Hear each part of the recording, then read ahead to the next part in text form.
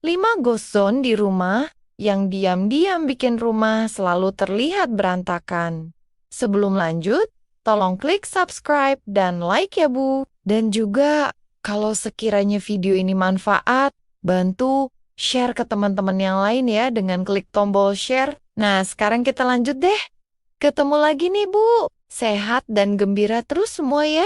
Rumah tuh kadang kelihatan rapi di depan kamera, tapi hatinya berantakan di belakang layar. Kita bisa senyum di ruang tamu, tapi di sudut-sudut rumah ada drama yang disembunyiin rapi-rapi, kayak mantan yang diblokir tapi masih kepikiran. Tamu mungkin gak lihat, tapi mata dan otak kita lihat tiap hari. Dan itu numpuk, jadi capek yang gak ketahuan sebabnya. Fenomena ibu-ibu zaman sekarang tuh unik. Capeknya bukan cuma fisik, tapi mental. Bangun pagi udah banyak yang dipikirin. Belum apa-apa, energi udah kepake buat ngadepin rumah yang rasanya selalu minta diberesin lagi dan lagi. Kita tuh bukan malas, kita cuma kalah jumlah sama barang-barang yang makin banyak.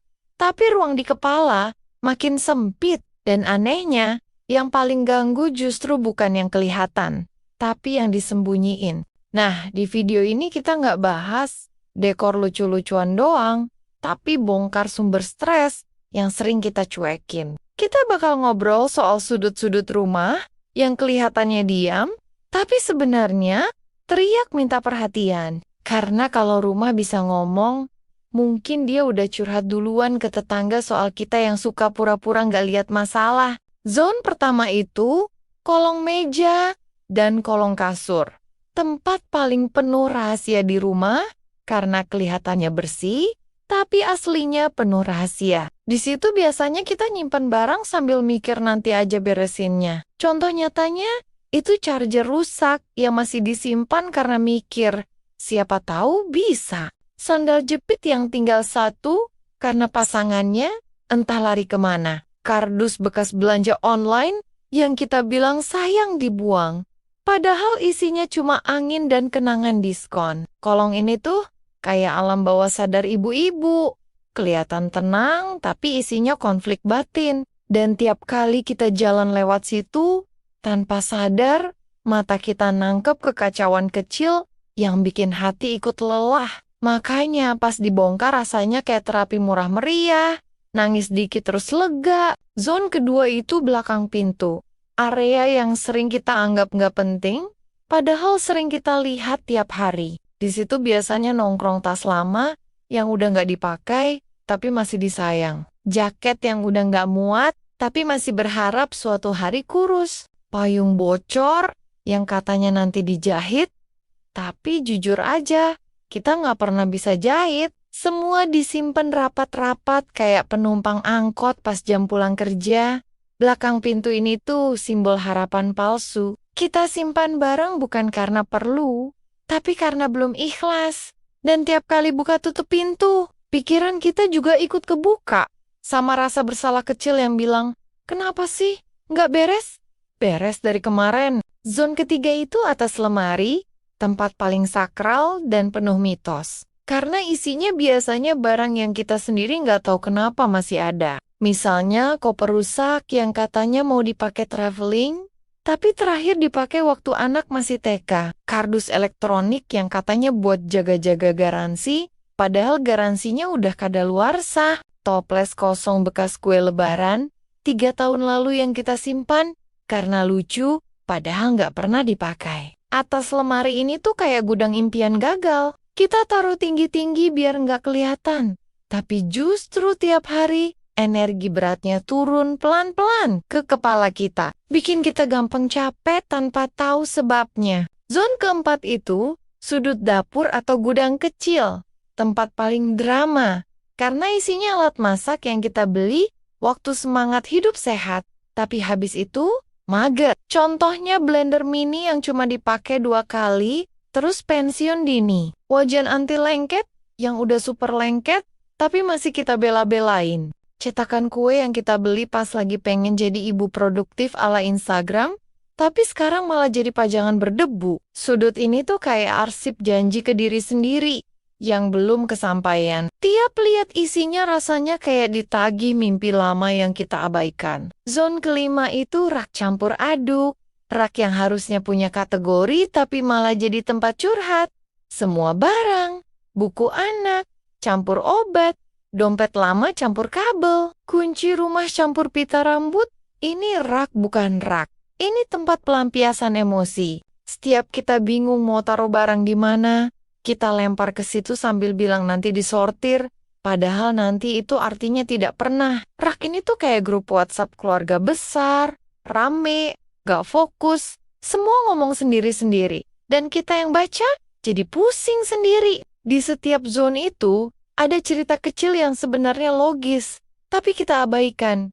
Kita simpan barang karena takut menyesal, karena mikir nanti perlu, karena merasa sayang uang yang sudah keluar. Padahal faktanya barang yang tidak dipakai setahun itu kemungkinan besar tidak akan kita pakai lagi. Tapi otak ibu-ibu tuh kreatif, selalu bisa bikin alasan biar nggak perlu buang apa-apa. Dan alasan itu numpuk jadi beban mental yang nggak kelihatan tapi kerasa. Setiap kali kita bongkar satu zone, itu bukan cuman beberes rumah, tapi juga beberes pikiran. Misalnya, pas nemu baju yang udah nggak muat. Itu bukan soal baju, itu soal menerima perubahan diri. Pas nemu barang rusak tapi masih disimpan, itu soal belajar ikhlas. Pas nemu barang yang kita beli, karena lapar mata, itu soal jujur sama diri sendiri. Jadi sebenarnya tiap sudut rumah tuh ngajarin kita dewasa secara emosional. Waktu kita sentuh barang-barang itu satu-satu, kita lagi ngobrol sama versi lama diri kita. Yang dulu punya harapan, punya niat, punya rencana. Dan sekarang kita cuma perlu bilang ke diri sendiri, makasih ya, tapi sekarang aku mau hidup lebih ringan. Dan lucunya, habis satu sudut beres, mood kita ikut naik.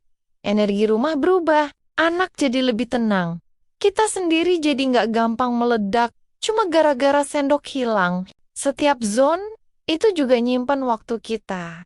Waktu yang dulu kita habiskan buat belanja, buat nyimpen, buat nunda. Dan sekarang kita balikin waktu itu ke diri sendiri dengan cara buang yang nggak perlu. Simpan yang penting, rapihin yang fungsional. Ini bukan soal estetik doang. Ini soal rasa aman di rumah sendiri. Karena rumah yang rapi itu bukan buat tamu, tapi buat hati kita sendiri. Dan jujur aja, ibu-ibu tuh sering mikir beres rumah itu tugas fisik. Padahal aslinya tugas emosional. Kita harus siap nerima bahwa tidak semua barang pantas kita simpan. Tidak semua kenangan harus ada wujudnya. Dan tidak semua niat lama harus kita bawa terus. Rumah yang sehat itu rumah yang bisa bernafas. Dan napas itu datang dari ruang yang lega, bukan dari sudut yang penuh drama. Kadang hidup kita tuh kayak kolong kasur. Dari luar kelihatan rapi, tapi isinya penuh cerita yang kita simpan sambil bilang nanti aja. Dan tiba-tiba nanti itu berubah jadi beban. Padahal sebenarnya bukan rumah yang minta kita sempurna, tapi cuma minta kita lebih peduli sedikit. Sedikit berani buka, sedikit rela ngelepas. Kalau satu sudut aja bisa bikin napas lebih lega, berarti hati kita juga masih punya ruang buat tenang. Kita nggak harus langsung jadi ibu rumah tangga super. Yang penting kita mau mulai. Karena rumah yang pelan-pelan dibenahi itu sama kayak diri kita yang pelan-pelan dikuatkan. Dan yang harus diingat ya, kita bukan gagal cuma karena rumah sempat berantakan. Kita cuma lagi proses jadi versi diri yang lebih rapi. Di dalam, di luar, di hati. Dan kalau hari ini kamu cuma sanggup beresin satu sudut, itu bukan kecil. Itu namanya berani. So, terima kasih banget buat semua yang sudah menonton video ini. Sampai jumpa di obrolan serta cerita yang lebih menarik di video berikutnya. Salam semangat buat ibu hebat.